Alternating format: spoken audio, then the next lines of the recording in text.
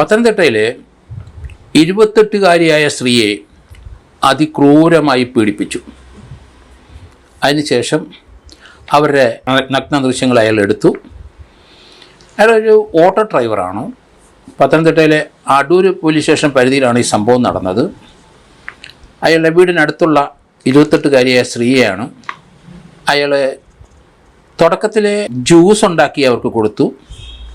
ജ്യൂസിനകത്ത് മയക്കുമരുന്നുണ്ടായിരുന്നു. അതിനുശേഷം അവരെ പീഡിപ്പിച്ച ശേഷം അവരുടെ നഗ്ന ദൃശ്യങ്ങൾ ഇയാൾ എടുത്തു. ആ സംഭവത്തിന് ശേഷം പല പ്രാവശ്യവും ഇവരെ ഈ ദൃശ്യങ്ങൾ കാട്ടി പീഡിപ്പിച്ചു.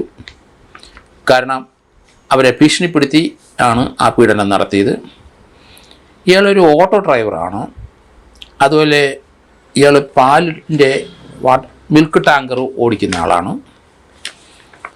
പല സന്ദർഭത്തിലും അയാൾ ഇവിടെ ടാങ്കർ ലോറിയെ കയറ്റിക്കൊണ്ട് ബലമായിട്ട് കൊണ്ടുപോയി പീഡിപ്പിക്കുകയും മർദ്ദിക്കുകയും ചെയ്തു. അപ്പോഴൊക്കെ ഈ ദൃശ്യം കാണിക്കും, ഇത് പരസ്യപ്പെടുത്തും. ഏതായാലും ഇയാളുടെ ശല്യം കൂടിക്കഴിഞ്ഞപ്പം ആ സ്ത്രീയെ ഇയാളുടെ ഭാര്യയുടെ അടുത്ത് കാര്യം പറഞ്ഞു. അതോടുകൂടി പീഡനം കൂടി. ഇയാൾ വൈരാഗ്യത്തിലായി. ഇവരെ ടാങ്കർ ലോറിയൊക്കെ ഇത് പിടിച്ചു കയറ്റി ബലമായി കയറ്റി ഇവരെ മർദ്ദിക്കാനും തുടങ്ങി. ഏതായാലും നിവൃത്തിയില്ലാതെ അവർ ഇപ്പം പോലീസിൽ പരാതിപ്പെട്ടു. അടൂർ പോലീസാണ് ഈ കേസ് അന്വേഷിക്കുന്നത്. ഇയാളിപ്പോൾ ഒളിവിലാണ്. ഇതുപോലെ അവരെ തുടക്കത്തിൽ ഈ ജ്യൂസ് കൊടുത്തിട്ട് പീഡിപ്പിച്ച് അത് അവരറിയാതെ അവർ അൺകോൺഷ്യസ് ആയിരുന്നിരിക്കാം, മയക്കത്തിലായിരിക്കാം. ആ സന്ദർഭത്തിൽ പീഡിപ്പിച്ചിട്ട് അവരെ നഗ്ന ദൃശ്യങ്ങൾ ഇയാൾ എടുത്തു. അത് കൂടെ കാണിച്ചാണ് ഭീഷണിപ്പെടുത്തുന്നത്. 28 വയസ്സുള്ള സ്ത്രീയാണ്. വേറെ നിവൃത്തിയില്ല, വഴങ്ങേണ്ടി വന്നു. പക്ഷേ ആ വഴങ്ങൽ പിന്നെ ക്രൂരമായി മാറി. ഇയാളെ ടാങ്കർ ലോറിയിലൊക്കെ പിടിച്ച് ബലമായിട്ട് കയറ്റി അവിടെ വെച്ച് ഇവർ വിസമ്മതിച്ചു കഴിഞ്ഞാൽ ഇവരെ ഉപദ്രവിക്കാൻ തുടങ്ങി. ഇപ്പോഴേ പോലീസ് റിപ്പോർട്ട് ചെയ്തു, കേസെടുത്ത്. ഇയാൾ ഒളിവിലാണ്.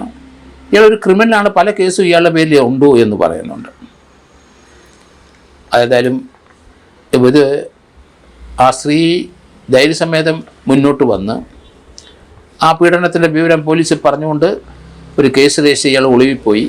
ഇങ്ങനെയുള്ള പല ആൾക്കാരും കേരളത്തിലുണ്ട്. ഇതുപോലെ ചതിയിൽ കൊണ്ടുപോയി ചാടിച്ച് പല മാന്യമായി ജീവിക്കുന്ന സ്ത്രീകളെ ഭീഷണിപ്പെടുത്തി ഇതുപോലെയൊക്കെ സെക്ഷുവലായിട്ടുള്ള ആക്ടിവിറ്റി കൂടെ നടത്തുന്ന മഹാമാന്യന്മാരും നമ്മുടെ നാട്ടിൽ ധാരാളം പേരുണ്ട്. ഇതുപോലെയുള്ള കാര്യങ്ങളിൽ നമ്മൾ കൂടുതൽ ശ്രദ്ധാലുവായിരിക്കണം. ഇവർ പറയുന്നത് ഒരു ജ്യൂസ് ഓഫർ ചെയ്ത് കഴിച്ചു, അപ്പം മയങ്ങി വീണു. ഒറ്റയ്ക്കുള്ള സന്ദർഭത്തിലായിരിക്കണമല്ലോ ആ ജ്യൂസ് ഓഫ് ചെയ്യുന്നത്. അങ്ങനെയുള്ള സന്ദർഭത്തിൽ നമ്മൾ ആതിഥ്യം സ്വീകരിക്കരുത്. കഴിവുള്ള പല സ്ത്രീകളും നമുക്കറിയാം, പലയിടത്തും ഒരു വെള്ളം കൊടുക്കാനോ അല്ല ജ്യൂസ് കൊടുക്കാനോ അല്ലെങ്കിൽ ഒരു ജ്യൂസ് എന്തെങ്കിലും കൊടുക്കാൻ ശ്രമിച്ചാൽ പലരും കഴിക്കാതെ പോകുന്നത് കണ്ടിട്ടുണ്ട്.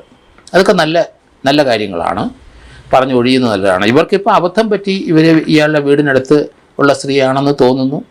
അങ്ങനെയാണ് ജ്യൂസ് ആ വീട് സന്ദർശിച്ചപ്പം ഒരു ജ്യൂസ് ഇവർ കഴിച്ചുകൊണ്ടിരിക്കുകയായിരിക്കാം, ഒരു ജ്യൂസ് കൊടുത്തിട്ടുണ്ടായിരിക്കാം. എന്തായാലും അയാളുടെ വീട്ടിൽ വെച്ചാണോ ജ്യൂസ് കൊടുത്ത് ഇവരുടെ വീട്ടിൽ വെച്ചാണോ ജ്യൂസ് കൊടുത്തതെന്ന് അറിയില്ല. അന്നേരം ഇയാൾ അതിനകത്ത് എന്തെങ്കിലും മയക്കുമരുന്ന് ചേർത്തതാണോ, ഏത് രീതിയിലാണോ ഇയാളത് ചെയ്തതെന്ന് അറിയില്ല. എങ്കിലും ക്രൂരമായ ബലാത്സംഗത്തിന് ഇവർ ഇരയായി. അതിനെ മെഡിക്കൽ പരിശോധനയൊക്കെ നടത്തിയിട്ട് കഴിഞ്ഞു. കേസ് രജിസ്റ്റർ ചെയ്ത് ഇയാളിപ്പോൾ ഒളിവിലാണ്.